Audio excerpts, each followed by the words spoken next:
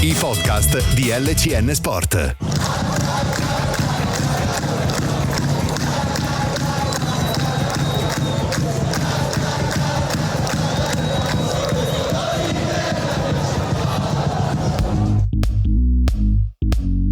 Buongiorno amici di Diario 1912, la calciolacco dei Bay Day. Oggi è mercoledì 31 dicembre 2025. Chiudiamo questo anno solare. Andiamo poi domani a aprire un libro totalmente nuovo, totalmente bianco, e andremo subito a scrivere un capitolo, perché poi già domani saremo in prepartita con mister Federico Valente. Non ci sarà conferenza stampa tradizionale, comunque avremo modo di fornirvi qualcosa a livello di dichiarazioni, di premesse, evidentemente, perché poi una conferenza stampa prepartita non è altro che una lunga premessa di 8, 9, 10, 15 minuti. Già sono lunghe, quelle a 15 minuti secondo me sono anche eventualmente eccessive. Però è chiaro che questa giornata sta andando veramente tanto in fretta.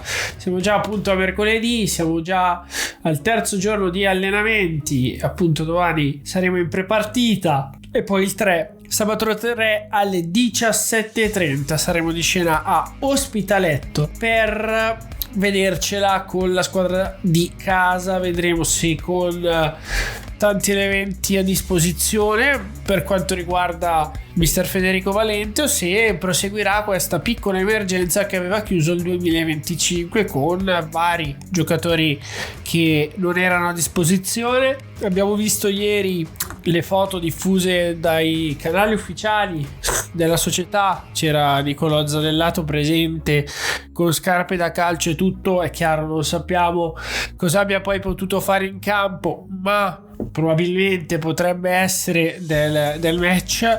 Non so se dirvi primo minuto, partita in corso, se tanto mi dà tanto, più partita in corso che primo minuto. Poi magari su questo saremo invece stupiti e invece si andrà verso una scelta diversa sicuramente. E poi andiamo a partire con la pagina del calciomercato, che ormai anche a livello ufficiale di apertura della finestra per i trasferimenti, appunto il calciomercato che ci tiene compagnia già da un po'. Ieri abbiamo fatto una digressione abbastanza lunga. Abbiamo parlato in esclusiva, Dio mio, che ridere che mi fa usare questa parola oggi, che per quello che sto per dire. Abbiamo parlato in esclusiva di Mattia Tordini. Abbiamo detto c'è su di lui l'Alcione, squadra che potrebbe aver fatto la mossa giusta per portarlo a mister Cusatis in un ambiente dove potrebbe sicuramente sbocciare. Comunque un giocatore che entra che è nel 24esimo anno di età, che ha tutta la possibilità ancora per emergere, affermarsi in questa categoria. Non gli mancano i mezzi tecnici. Sicuramente quello che non l'ha accompagnato finora è stata la continuità in campo, al di là del fatto che comunque ha avuto degli infortuni, ma neanche nulla di troppo grave. Cioè, l'infortunio che subì a Mantova quando venne picchiato come un disgraziato da Esposito, il terzino di casa, sì, un mese, poco più di infortunio. C'era tempo e modo per rientrare e far bene. Abbiamo visto i lampi di Tordini nel poi percorso nei playoff con mister Luciano Foschi, schierato dietro le punte del 4-3-1-2 a far molto bene, senza gol o assist, ma molto bene. E poi chiaro, il gol di Pisa, fortunoso o non fortunoso, comunque è un momento spartiacque del nostro girone d'andata, è un momento pazzesco, e quindi ci legheranno comunque dei bei ricordi a lui dal punto di vista delle prestazioni. Ci legheranno perché comunque non è mai stato un giocatore banale da alti o bassi, e ovviamente in bocca al lupo per lui. Andrà all'Alcione, se non si fosse capito, l'abbiamo scritto ieri in esclusiva, anche se poi c'è sempre chi si approfitta delle notizie altrui e chi poi riporta scorrettamente, consapevole di farlo scorrettamente, le notizie altrui. e per quello che sappiamo, anche questa è un'esclusiva tra l'altro, trasferimento a titolo definitivo, quindi con entrata nel regime di svincolo molto breve e poi nuovo contratto sottoscritto con l'Alcione. Lui aveva un contratto con Lecco ancora per 1 anno e mezzo, 2027, e questa insomma dovrebbe essere fatta e finita la formula che lo porterà a legarsi agli Orange. Si allena già, nulla osta, confermo, è stato firmato, è stato trasmesso, quindi il giocatore può fare tutto quello che è necessario fare, viste le autorizzazioni arrivate anche dalla società bluceleste. Ripeto, in bocca al lupo, e che spero che questo talento riesca a ritrovarsi, a emergere in un contesto che sa fare emergere i talenti, in un contesto che sarà competitivo, perché comunque in quel reparto l'Alcione ha giocatori molto interessanti, quindi non è che si va all'Alcione e si gioca punto e stop, e ci sarà giustamente da pedalare, senza l'affanno di dover dimostrare a prescindere. E comunque, come dicevo ieri, anche dal punto di vista strettamente personale, ci sarà la possibilità di non allontanarsi dagli affetti, e questo comunque è un fattore importante. Credo veramente che sia arrivata la soluzione ideale, appunto, per contesto, per ambiente che non ha pressioni particolari, per anche situazione di classifica, per situazione privata. Quindi ripeto, in bocca al lupo a Mattia, che andrà a vivere questa nuova avventura professionale, comunque non lontano da Lecco. Lo ritroveremo a Sesto San Giovanni tra qualche mese. Ieri abbiamo aggiunto 2 foto sulla cabina elettrica, ormai siamo degli Umarell perfetti, con i il container depositato nella zona individuata, lì ci vanno i trasformatori, l'infrastruttura che non è ancora stata completata, però sta andando avanti tutto abbastanza velocemente. Come ho detto già ieri, poi si sono messi 60 giorni come arco temporale per realizzare quest'opera, ma mi sembra stia andando tutto molto velocemente e credo ce la si possa fare anche in tranquillità prima di Lecco Triestina dell'11 di gennaio, quindi si può, credo, proprio far tutto con serenità. Chiaramente ci sono poi i tempi tecnici di installazione, regola d'arte, collaudo, compagnia, però credo ci sia abbastanza tempo a disposizione per fare tutta questa serie di, chiamiamoli, adempimenti con i tempi giusti, necessari, richiesti e anche spendibili in questo periodo di comunque stop con Lecco, che ha giocato l'ultima gara il 21 e appunto dopo 3 settimane tornerà a giocare in casa. Ci si è mossi abbastanza rapidamente dal 27 in poi con la realizzazione di questa infrastruttura, quindi non ci vorranno 2 anni, non ci vorranno chissà che cosa. Come abbiamo sempre detto, quelle alla fine erano dichiarazioni che poi nella realtà non trovavano riscontro. C'è volontà politica, le cose le puoi fare. Non ci torniamo, ci siamo già espressi abbastanza ampiamente sul tema, poi credo che i fatti ci abbiano dato anche ampiamente ragione. Sempre sul tema calciomercato,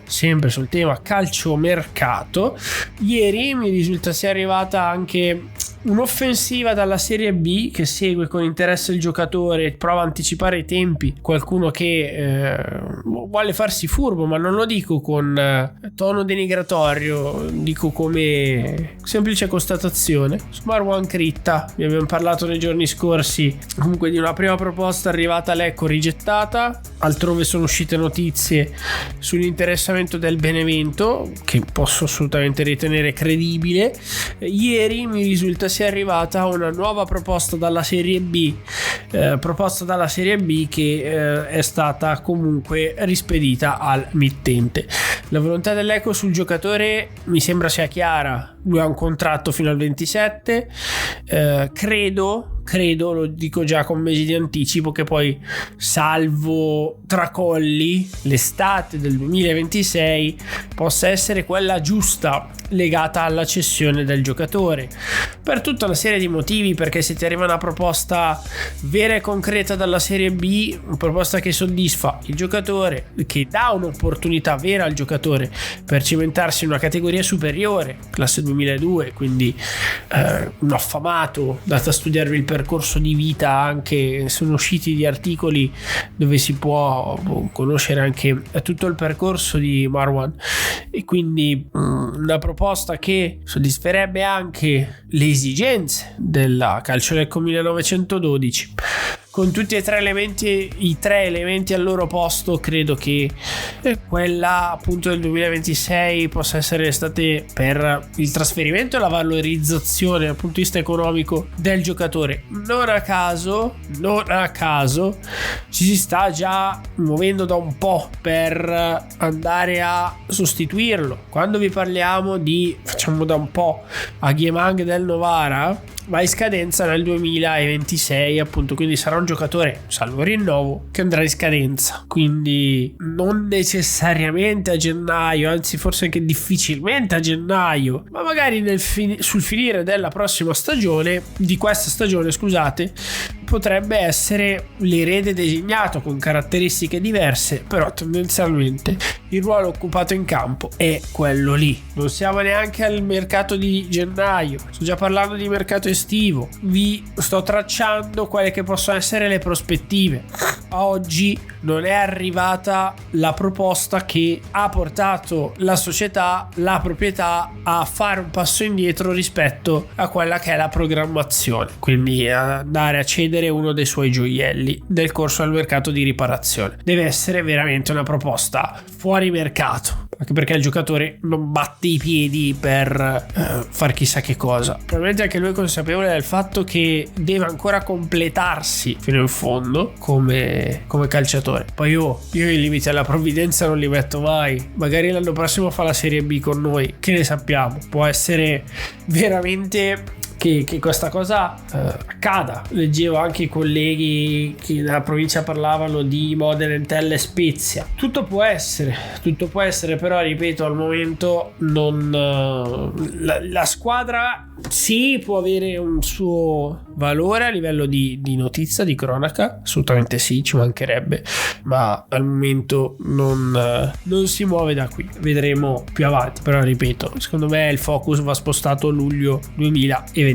Questo per il calcio mercato. Poi voglio andare a chiudere l'appuntamento di oggi toccando un tema che per noi è sempre stato d'attualità, un tema di cui abbiamo parlato tanto durante l'estate ma che non abbiamo mai abbandonato, perché comunque abbiamo a che fare con una classifica variabile. Abbiamo una squadra che ha quota meno 2 punti quando siamo a metà stagione, una squadra che per me a gennaio verrà essenzialmente smantellata o giù di lì. Vedo già che circolano notizie su Cernigoj, Ionizza, su Gunduz, che potrebbero avere mercato da categoria superiore, e quindi la Triestina potrebbe poi incassare delle cifre più o meno consistenti e proseguire con una stagione che chiaramente ha dei contorni tragici.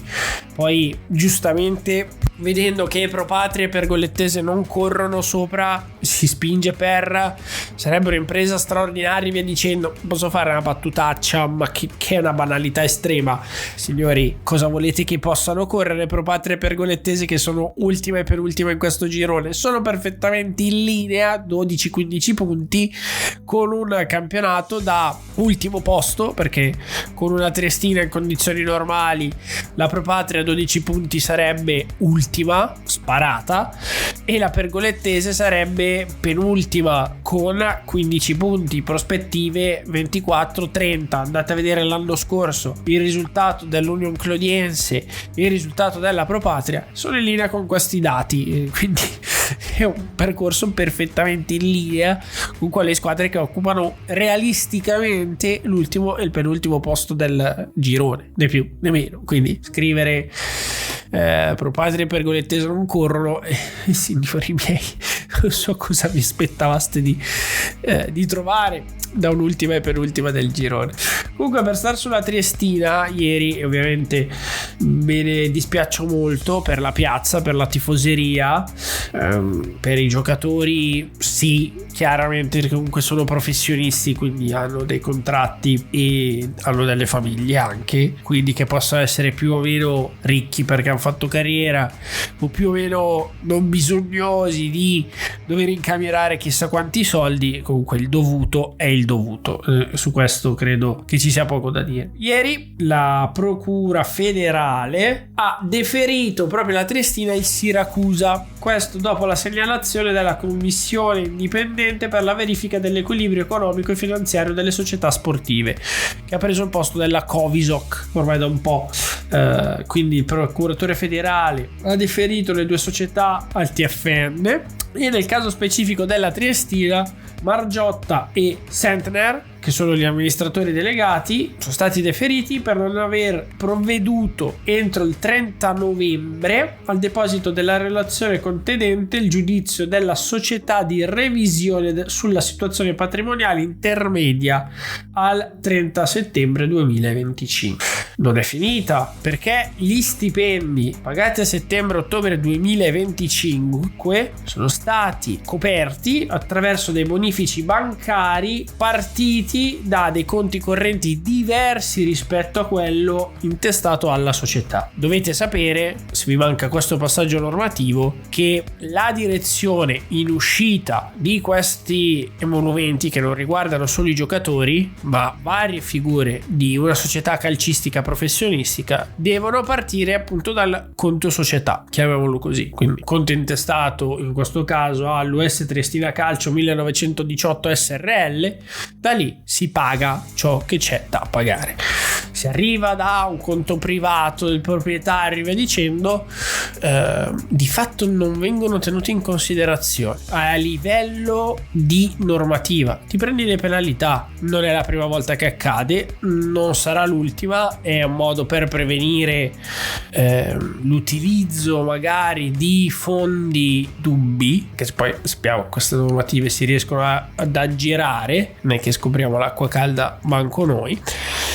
Però appunto sono delle misure preventive che sono state non rispettate dalla Triestina e quindi la società è stata deferita a titolo di responsabilità diretta e quindi sarà un'altra mazzata a livello di penalità e non ne esci da questa situazione, non ne esci perché poi appunto tu hai violato consapevolmente, immagino, una normativa. Settembre-ottobre che sono andati in pagamento a novembre. Ci sono soggetti che conoscono la normativa italiana, al di là di Menta che poi è andato via e compagnia, che ha abbandonato il carro ben prima di lui, questo andrà ad aggravare ulteriormente una situazione che è già disperata dal punto di vista sport. Per quanto riguarda il Siracusa, il 16 di dicembre non sono state versate le mensilità di settembre-ottobre, ma sono le stesse a Triestina, quindi non il versamento a novembre, il versamento a dicembre. Poi non ha versato i contributi INPS, le ritenute IRPEF relative alle stesse mensilità.